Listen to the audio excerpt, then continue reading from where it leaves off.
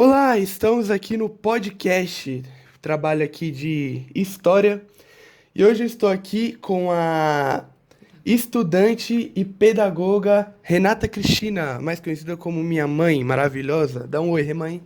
Oi, gente.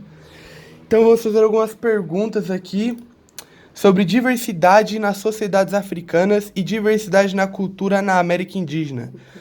Vamos começar com as perguntas de diversidade nas sociedades africanas.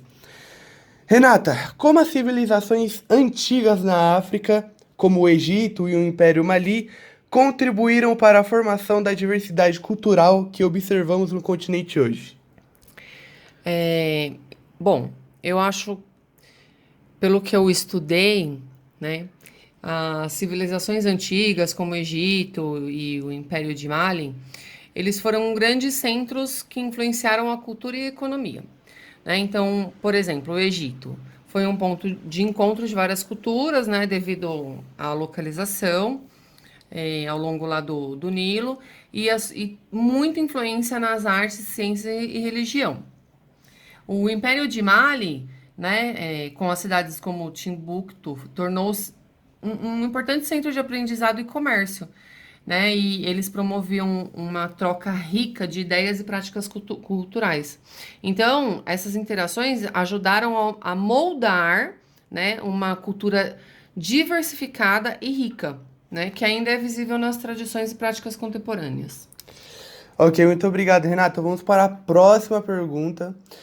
De que maneira as rotas comerciais e os intercâmbios culturais ao longo da história, como as rotas transsaarianas, influenciaram a diversidade étnica e da cultura da África? Então, essas rotas comerciais, né, como as transarianas, elas facilitavam a troca de bens, ideias, culturas entre as diferentes regiões da África.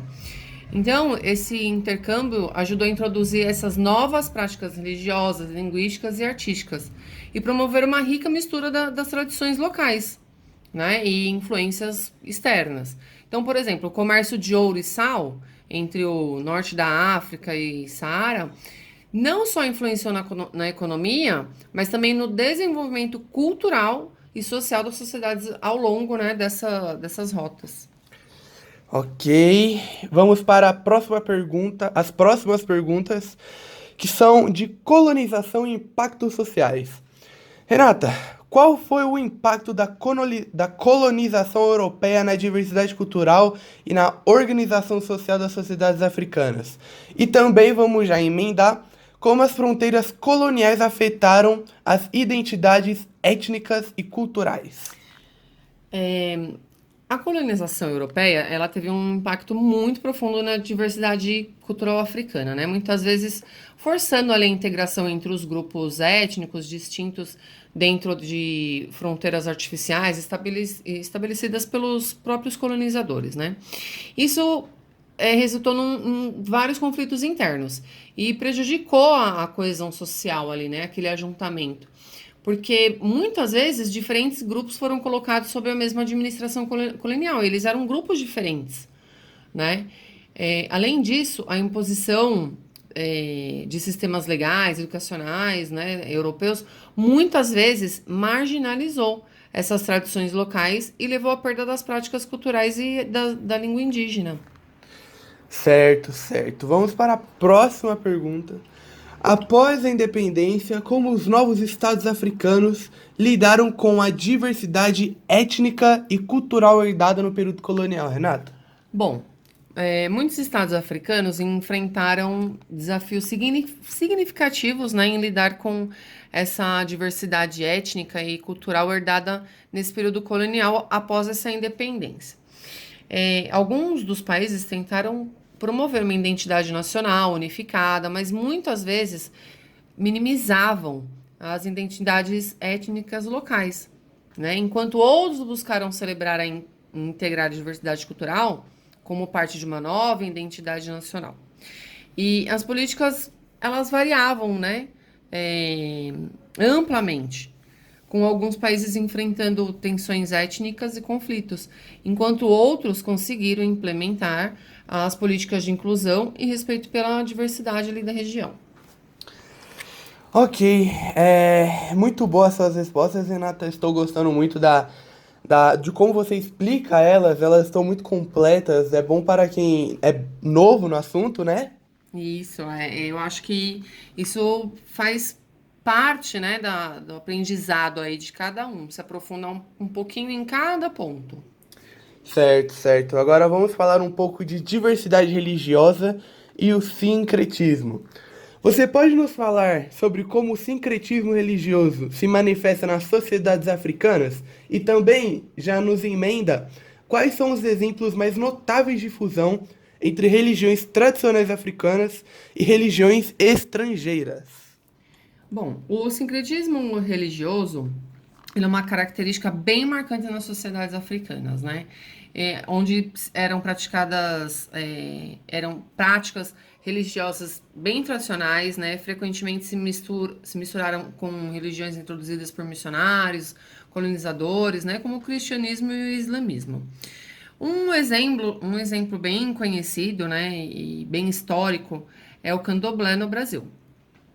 Embora nós não estejamos na África, é um exemplo de sincretismo africano que mistura religiões africanas com o catolicismo. Na África, o Vodum, no Benin, e o Santeria, em Cuba, são exemplos de como essas práticas tradicionais africanas foram sincretizadas com o cristianismo, né? Elas formaram uma junção, né?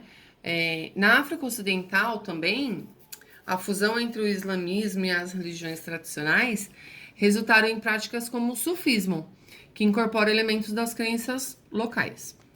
Ok, ok. Próximas perguntas. Temos uma pergunta aqui de expressões artísticas e culturais. Renata, como as formas de arte e música variam entre as diferentes regiões da África e também como essas expressões culturais contribuem para a identidade da coesão social? É bem legal essa pergunta, viu, Luiz Gustavo? Muito obrigado. As formas de arte e música, elas variam amplamente entre as regiões da África, né? Então, elas refletem essa diversidade cultural no continente todo.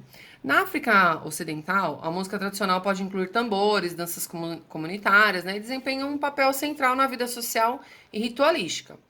Já na África Central, as máscaras e esculturas são usadas em rituais de cerimônias. Na África Oriental, a música inclui influências do Islã e a integração de instrumentos como o embira. Essas expressões artísticas, né, elas apenas celebram a identidade cultural de cada grupo. Aliás, elas não apenas celebram a identidade cultural de cada grupo, mas também servem como meio de coesão social, né, e transmissão de conhecimentos entre as tradições lá.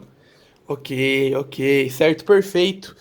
Já está dando o tempo do nosso podcast, então a gente vai passar para as perguntas da diversidade cultural na América Indígena. Vamos lá. Ok, Renata, vamos lá começar com algumas perguntinhas aqui sobre pré-colonização e diversidade cultural. Renata, de que maneira as tradições e sistemas da governança indígena variavam entre as regiões, como a América do Norte, Central e até a do Sul? Essas tradições e sistema de governança, elas variavam entre as regiões, né? Então, na América do Norte, algumas sociedades, como os Iroquois, formaram confederações complexas de tribos com sistemas de governança matrilinear, enquanto os povos das grandes planícies eram mais descentralizados e baseados em grupos familiares. Na Mesoamérica, civilizações como os maias, astecas, tinham sistemas de governo centralizados e hierárquicos, né, com uma rica tradição de escrita e ciência. Já na América do Sul, o Império Inca implementou um sistema administrativo centralizado com um elaboradíssimo sistema de estradas e comunicação para manter a coesão do império. Ok, ok. Vamos para mais uma perguntinha desse mesmo tema. Como as sociedades indígenas nas Américas se organizaram e desenvolveram suas culturas antes da chegada dos europeus? E também vamos dar aquela emendada. sobre quais eram as principais características dessas sociedades em termos de diversidade cultural. Fala pra gente. Bem antes da chegada dos europeus, as sociedades indígenas nas Américas, elas eram extremamente diversas. Elas tinham culturas, sistemas sociais bem variados, né, amplamente variados entre cada região.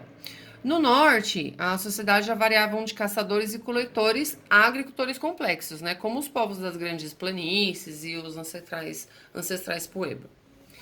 Na Mesoamérica, as civilizações como os astecas e maias tinham uma sociedade muito bem estruturada e avançada em termos de arquitetura e astronomia.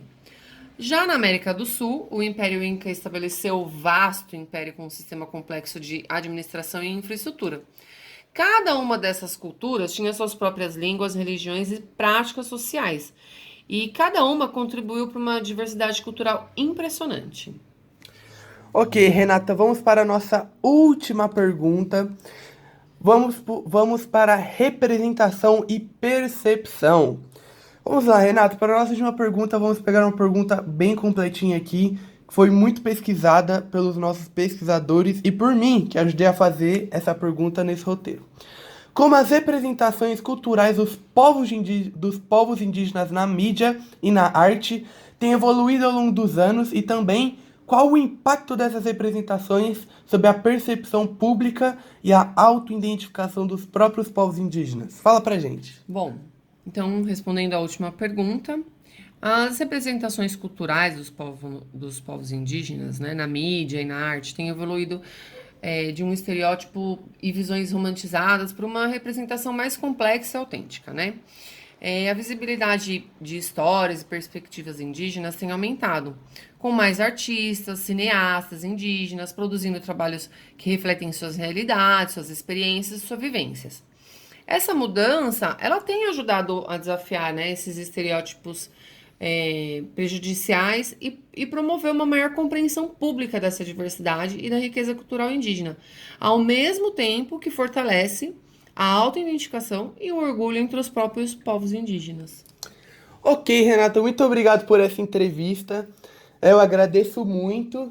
De nada, foi um prazer participar. Eu espero que você possa voltar novamente para responder mais perguntas. É só convidar. Claro, nós convidaremos, falaremos com o nosso assessor hoje mesmo. Muito obrigado. Obrigada, pessoal. Obrigado, gente.